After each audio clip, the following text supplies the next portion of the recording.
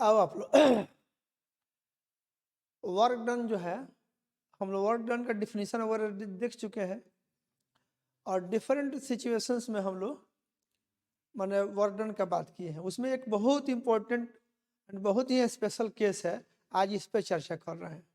यह special case क्या है ये आप लोग ये देखो, वर्क का एक स्पेशल केस हम लोग चर्चा करने जा रहे हैं। इस स्पेशल केस में है क्या कि एक ऐसा बल जो पार्टिकल के वेलोसिटी के हमेशा परपेंडिकुलर रहता हो, तो इस तरह के बल के द्वारा जो कार्य होगा वो जीरो होगा। अगर कोई बल हमेशा वेलोसिटी के परपेंडिकुलर हो तो उस बल के द्वारा जो वर्क डन होगा वो जीरो होगा। तो वही बोल रहे हैं, ये वर्क डन का एक स्पेशल केस है, यहाँ देख लो डन है ना, इसी का एक स्पेशल केस का चर्चा कर रहे हैं।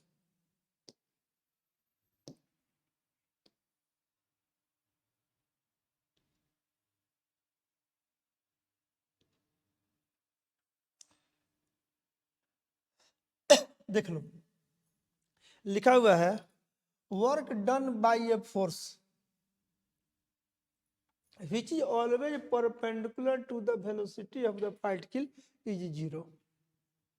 Work done by a force which is always perpendicular to the velocity of the particle is zero. ठीक है, ये हमारा है, इस पर हम लोग को बात करनी है। ओके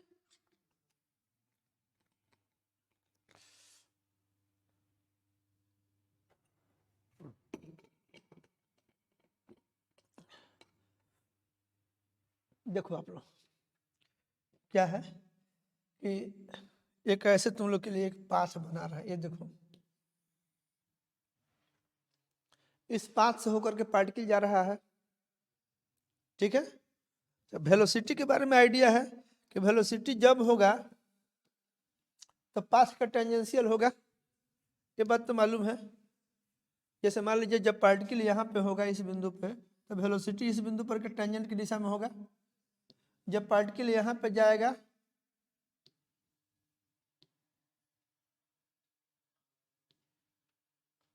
तो इस बिंदु पर के टेंजेंट की दिशा में होगा।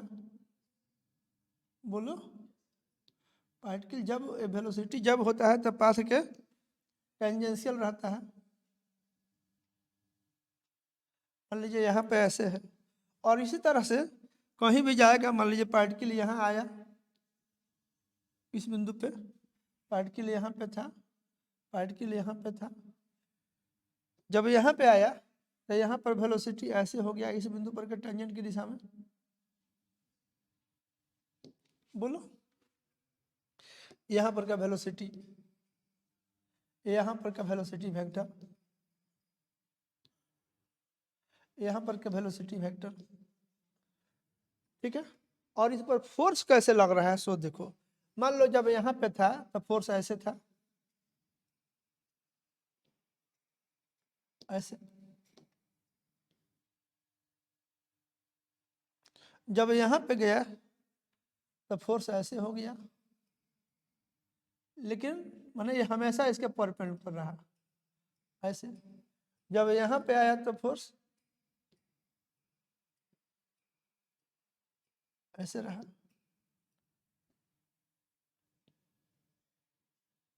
ऐसे, ऐसे, ऐसे। समझ पाए कि नहीं?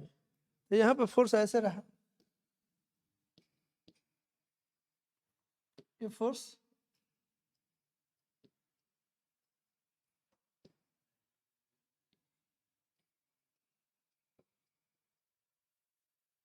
समझ गया कि नहीं? ऑल द टाइम फोर्स क्या है? परपेंडिकुलर टू वेलोसिटी है। अब देखो वर्क डन निकालना है, छोटे छोटे डिस्प्लेसमेंट में वर्क डन की बात होती है। तो आप लोग जानते हो कि फोर्स टेंजेंट के दिशा में इसलिए हो जाता है, sorry, velocity tangential to the path इसलिए हो जाता है क्योंकि बहुत छोटा सा डिस्प्लेसमेंट अगर बहुत छोटे से टाइम में कंसीडर किया जाए, जब डेल्टा टी जीरो की ओर टेंड करता है, ऐसे जब ये डेल्टा टी जीरो की ओर टेंड करता है उस समय क्या होता है कि जो डिस्प्लेसमेंट डेल्टा आर होता है वो टेंड करता है किधर, टेंजेंट की ओर टेंड करता है, याद है? जब डेल्टा टी टेंड करता है जीरो की ओर, तब डेल्टा आर डिस्प्लेसमेंट जो हुआ बहुत छोटा सा डिस्प्लेसमेंट, ये डेल्टा आर टेंड करता है टेंजेंट की ओर, है कि नहीं? अब उसी को हम लोग डी आर लिखते हैं। तो अगर मान लीजिए जब पार्टिकल यहाँ पे होगा, यहाँ पर होगा, तो एक बहुत छोटा सा डिस्प्लेसमेंट अगर सोचा जाए, तो छोटा सा डिस्प्लेसमेंट जो होगा ये भी तो पास के टेंजेंशियल होगा।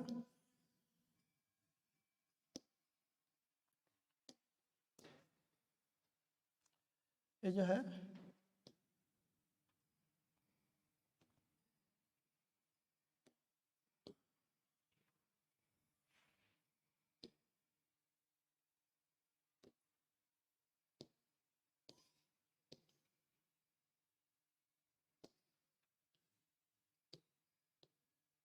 ना, एक छोटा सा डिस्प्लेसमेंट हम कंसीडर किया ऐसे, ये मेरा जो छोटा सा डिस्प्लेसमेंट डी आर जो होगा, ये डी आर टेंजेंट की दिशा में रहता है, बोलो ऐसे। यहाँ पर अगर डिस्प्लेसमेंट की बात करेंगे, ये जो डिस्प्लेसमेंट होगा ये भी इस बिंदु पर का टेंजेंट के डायरेक्शन में होगा।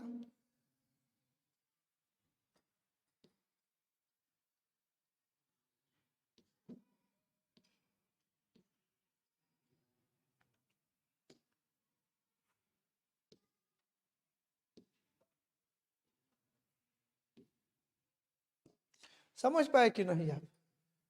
ठीक है, तो छोटा सा डिस्प्लेसमेंट में वर्क का डिफिनेशन क्या है, ये यहाँ पर लिखे हुए हैं, ये देखिए पूरा यहाँ पर रिजल्ट ही लिख दिया गया है, work done by a force which is always perpendicular to the velocity of the particle is zero। Result he final लिख दिए हैं एक ही बार में।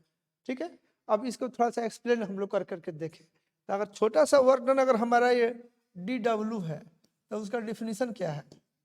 उसका डिफिनीशन है एफ डॉट डी आर, है कि नहीं? एफ डॉट डी आर है।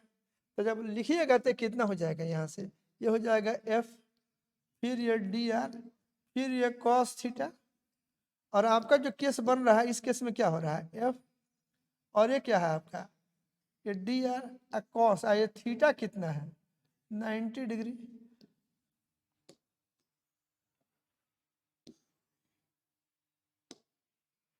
याद आया कि नहीं? कुछ कुछ कई ढंग से आप ऐसे लिखिएगा तो ये कितना हो जाएगा आपको, ये जीरो हो जाएगा डी डब्ल्यू।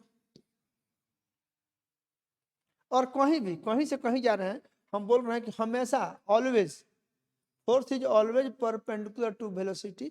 एक स्पेशल केस है, एक स्पेशल केस में work done by a force which is always perpendicular to the velocity of the particle is zero. एक स्पेशल केस है जिसमें फोर्स हमेशा वेलोसिटी के परपेंडिकुलर है, इसमें हमारा फोर्स जो है हमेशा वेलोसिटी के परपेंडिकुलर है, तो इसके द्वारा वर्क डन जीरो होगा, कहीं भी जाएगा।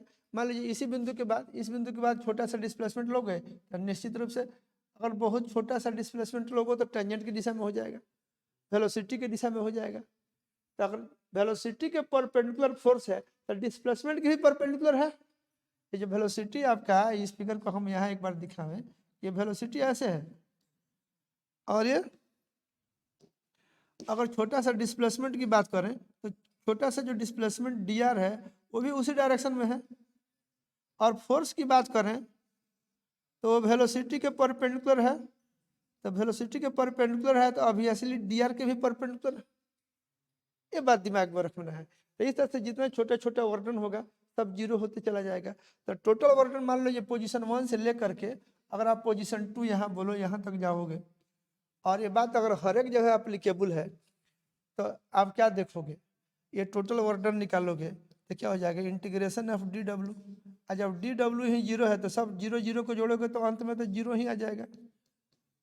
नहीं, इसको लिख देते हैं 1 से 2 तक, 1 से 2 तक वर्क डन निकालोगे तो कितना आ जाएगा, इट विल बी जीरो। एक क्लियर हो गया। अब एक दिमाग में बात आ रही होगी कि एक कोई प्रैक्टिकल सिचुएशन जहाँ पे फोर्स वेलोसिटी के परपेंडिकुलर रहता हो, ठीक है, तो उसके लिए अगर हम लोग बात करते हैं,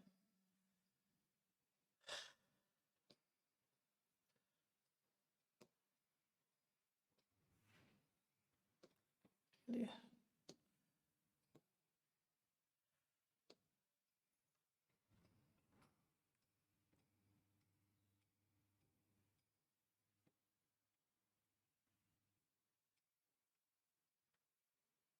हो गया।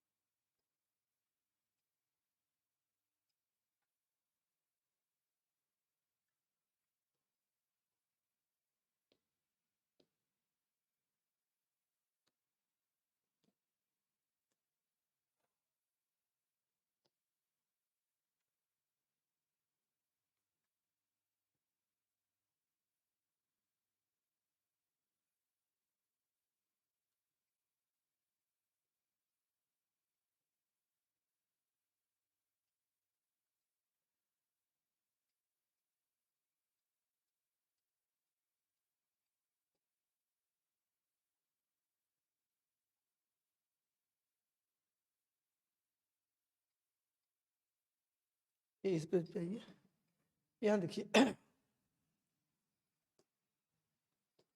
सोच रहे होइएगा कि भाई इस तरह का सिचुएशन मिलेगा क्या जब फोर्स वेलोसिटी के परपेंडिकुलर हो। तो आप ऐसे सपोज करिए कि मान लीजिए इस तरह का एक ऐसे कोई ट्रैक है, ऐसा कोई ट्रैक है, ठीक है। इस ट्रैक पे कोई ऐसे बॉडी है, ऐसे है, छोटा सा बॉडी है,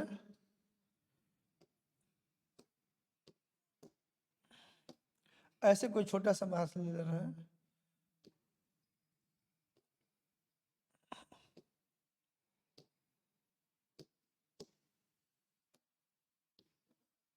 यहाँ देखो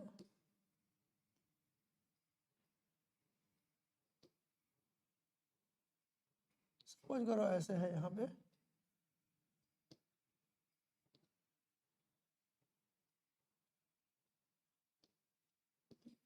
ये आएगा तो इस पर घूमते जाएगा अपने आप।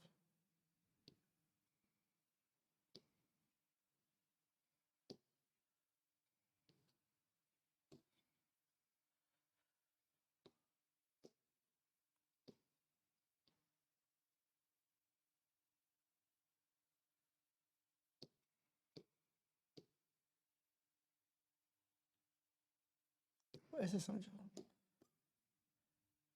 मान लो ऐसे है, ये इस तरीके से ये सतह है, एक ट्रैक है कोई, ऐसे मुझे एक ट्रैक,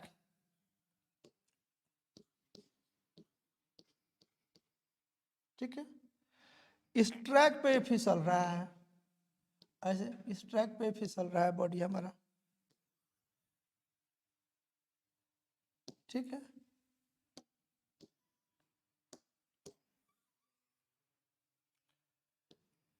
ऐसे है, मान लीजिए ऐसे फिसलते हुए आ रहा है,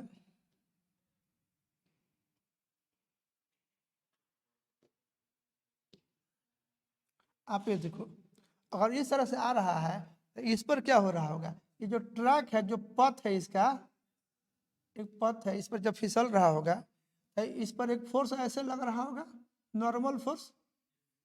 तो नॉर्मल फोर्स इस तरह से लग रहा है, नॉर्मल फोर्स सतह के लंब, एक ट्रैक है भाई, एक ट्रैक है इस तरह का, इस पे रखा हुआ है, तो ट्रैक पर फिसलते हुए आ रहा है, तो क्या लगेगा, एक नॉर्मल फोर्स ऐसे लगेगा, इसका वेलोसिटी कैसे रहेगा, या ऐसे रहेगा, तो ये दोनों के बीच का कोण कितना होगा,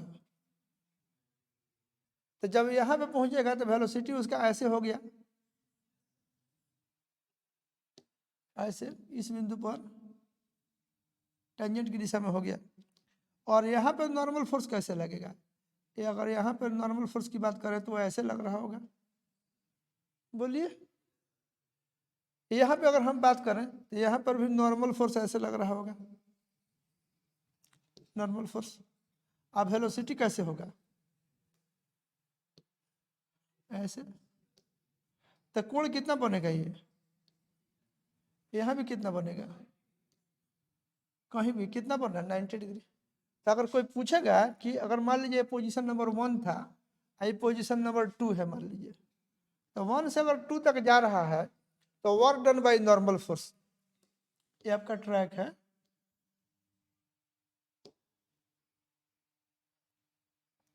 तो कोई पूछे work done by normal force,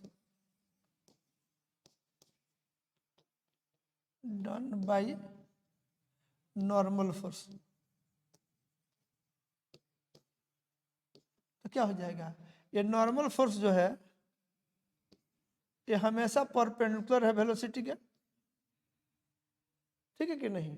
जितना छोटा छोटा डिस्प्लेसमेंट होगा वो वेलोसिटी के दिशा में होगा, नॉर्मल फोर्स के साथ 90 डिग्री पर होगा, तो वर्क डन कितना हो जाएगा, ये वर्क डन कितना हो जाएगा, आप अगर लिखा लोगे तो कितना हो जाएगा, ये अगर लिखोगे n, फिर क्या लिखोगे डॉट छोटा सा डिस्प्लेसमेंट dr लिखोगे, ये कितना हो जाएगा n dr cos 90 डिग्री, ये 0 हो जाएगा कि नहीं, तो वर्क डन 0 हो जाएगा, समझ गया कि नहीं। और भी आप पाइए, एक हम बोल रहे हैं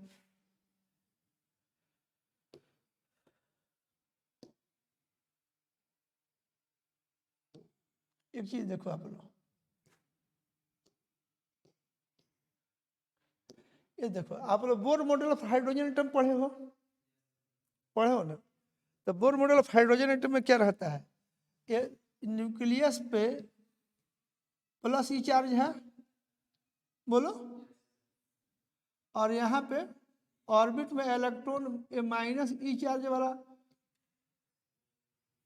सर्कुलर पाथ पे चक्कर काट रहा है। तो यहाँ पर अगर हम लोग बोले तो वेलोसिटी ऐसे है, बोलो, और जो इलेक्ट्रोस्टैटिक फोर्स है जो कि सेंट्रीपिटल फोर्स भी है, ये एफ ही होगा, तो ये एंगल कितना बनेगा 90 डिग्री। जब यहाँ पर पहुँचोगे, यहाँ पर ये बिंदु है, इस बिंदु पर अगर बात करोगे तो वेलोसिटी ऐसे हो जाएगा,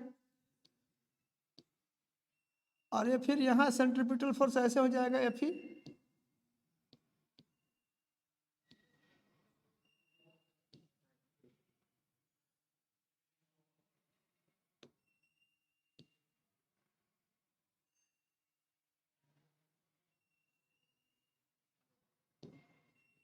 ऐसे वेलोसिटी और फोर्स ऐसे एफ ही, तो वर्क डन कितना होगा, वर्क डन 0 होगा, और वही नेट बल है, एक बल है वही नेट बल है, तो इसमें वर्क डन कितना हो जाएगा, माने work done by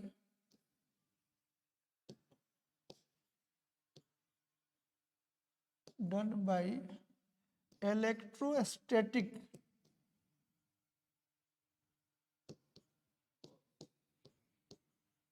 force of attraction on electron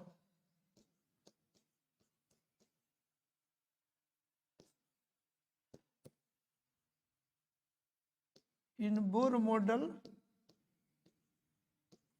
of a hydrogen atom.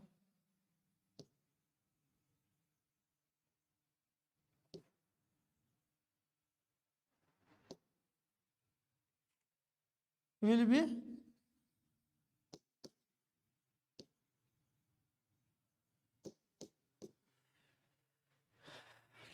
नहीं समझ में आया क्या, तो ये 0 हो जाएगा क्यों नहीं, हमेशा है 90 डिग्री पर। और एक बात और देखिए, इससे जुड़ी हुई एक बात और इसी क्रम में आप लोग सीख लीजिए, आप वर्क एनर्जी थ्योरम याद है, तो वर्क एनर्जी थ्योरम में कैसे क्या निकलता है देखो, तो kinetic energy at 2 equal to kinetic energy at 1 plus work done in going from 1 to 2। अरे work done by net force is equal to change in kinetic energy, बोलो ना। तो इसी केस में, अगर इस केस में हम बात करें तो देखो, तो ये काइनेटिक एनर्जी एट 2 1 है, ये kinetic energy at 1, work done कितना होगा 0, क्यों 0 हुआ, 90 डिग्री पर है तो वर्क डन 0 हो गया। अब यहाँ से तुम्हारा क्या निकलेगा, के टू बराबर के वन नहीं होगा, इसका मतलब क्या हो गया, इस तरह से लिखोगे, मान लो half m v2 square equal to half m v1 square. तो हल करोगे तो यहाँ से v1 बराबर v2 बराबर v1 आ जाएगा कि नहीं, आ जाएगा।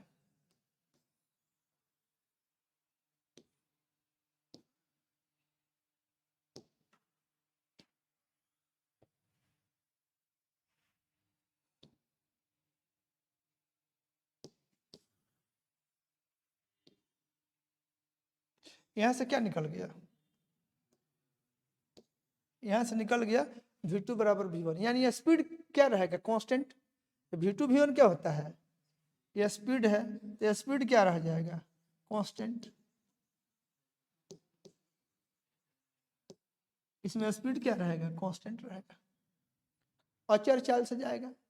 क्यों, क्योंकि एक ही बल है, वही नेट बल है, एंड वो भी हमेशा वेलोसिटी के लंबवत है, तो वर्क डन जीरो होगा। इसलिए सर्कुलर पाथ पे इलेक्ट्रॉन जब जाएगा तो कांस्टेंट स्पीड से जाएगा। कुछ बात समझ में आ गई है। एक चीज और देखिए आप लोग, फोर्स है तो एक्सेलरेशन होगा। फोर्स है, मान लीजिए कि ऐसे है, एक ये भी बात, वेलोसिटी ऐसे है, मान लीजिए फोर्स आपका ऐसे है,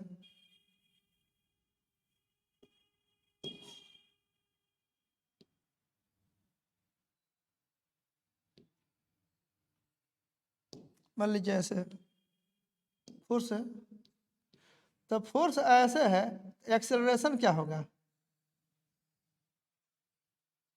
फोर्स की दिशा में होगा।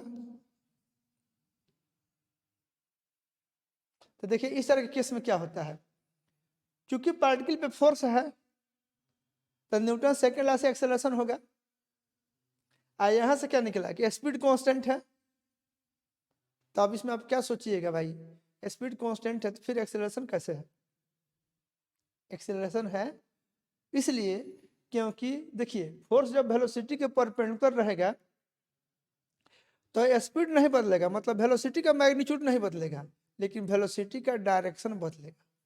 तो इस तरह के रास्ते पर जब जाता है तो फोर्स वेलोसिटी के परपेंडिकुलर होने के चलते वर्क डन जीरो है, स्पीड कांस्टेंट है, लेकिन एक्सेलरेशन तो फिर कहाँ से इंट्रोड्यूस होगा भाई, फोर्स है तो एक्सेलरेशन भी तो चाहिए, फोर्स है तो एक्सेलरेशन भी तो चाहिए, तब फोर्स है तो एक्सेलरेशन चाहिए।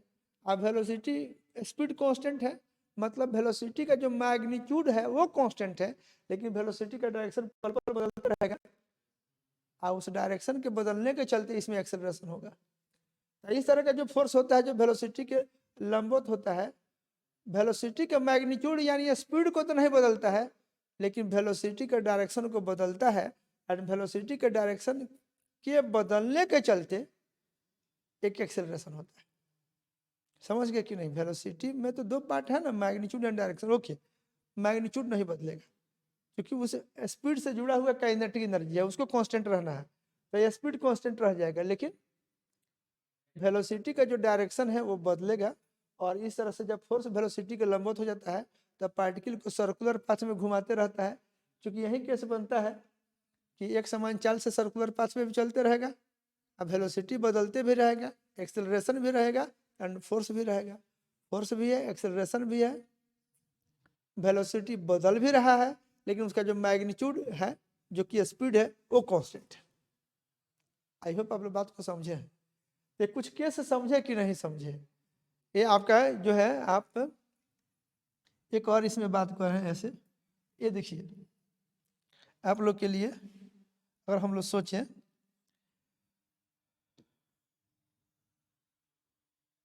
ये मान लीजिए यहाँ पर अर्थ है आपकी, कैपिटल एम मास है, और यहाँ पे मून है, इसका मास है स्मॉल एम।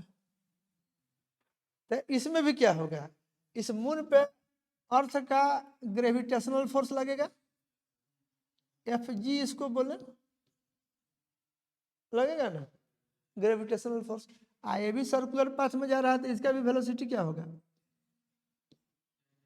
टेंजेंट की दिशा में होगा।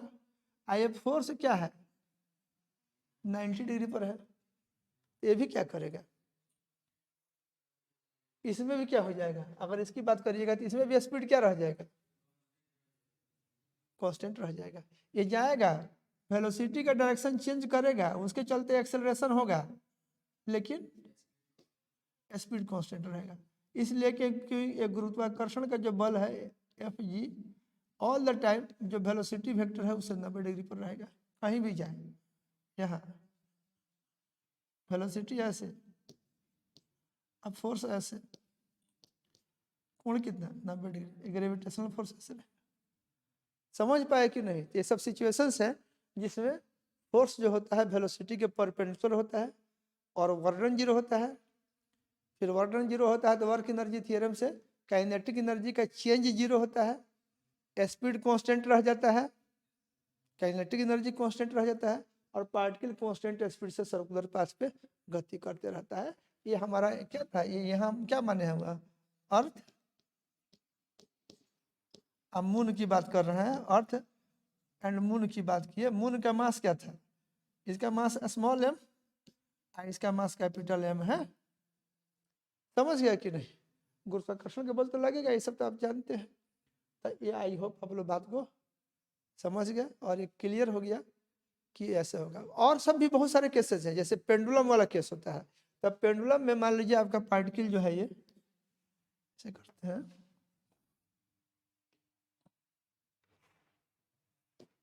इधर आ जाइए। एक पेंडुलम वाली बात बोले हम, पेंडुलम वाली बात बोलते हैं। ऐसे देखिए,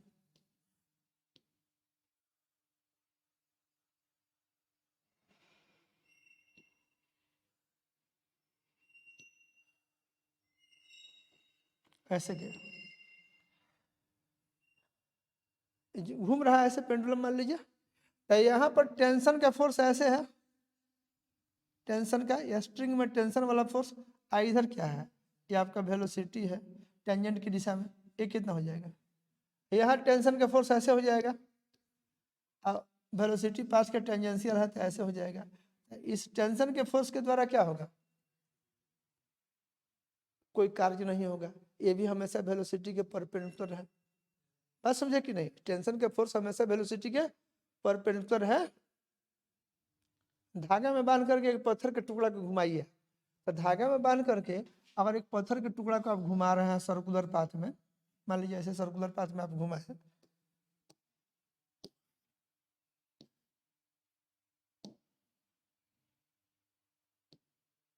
घुमाए आप इसको, हटाइए 1 मिनट के लिए रुकिए।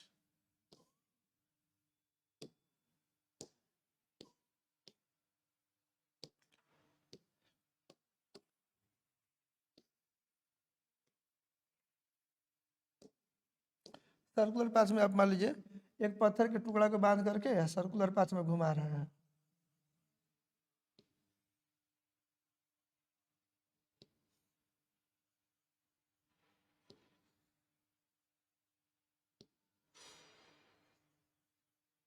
आप घुमा रहे हैं सर्कुलर पाथ में घुमा रहे हैं, ये आपका टेंशन का फोर्स धागा में ऐसे रहेगा, अब वेलोसिटी किधर रहेगा? टेंजेंट की दिशा में। यहाँ धागा का तनाव ऐसे हुआ तब वेलोसिटी ऐसे हो गया। बोलिए, यहाँ वेलोसिटी ऐसे है, तनाव ऐसे है।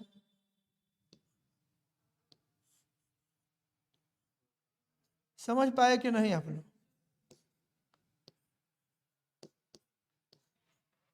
तब वर्क कितना होगा?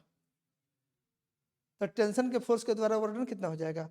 Work done by force of tension, ये कितना हो जाएगा? 0 हो जाएगा।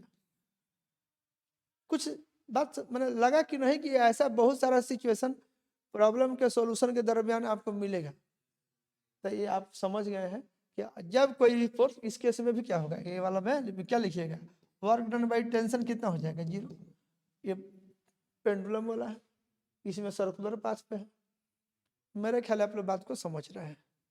ओके, तो ये सब सिचुएशन है, रहने दे रहे हैं, ये समझ गए आप लोग? ओके, बहुत याद मैंने इतना इम्पोर्टेंट है कि आपको याद रखना है, बार बार ऐसा केस आएगा।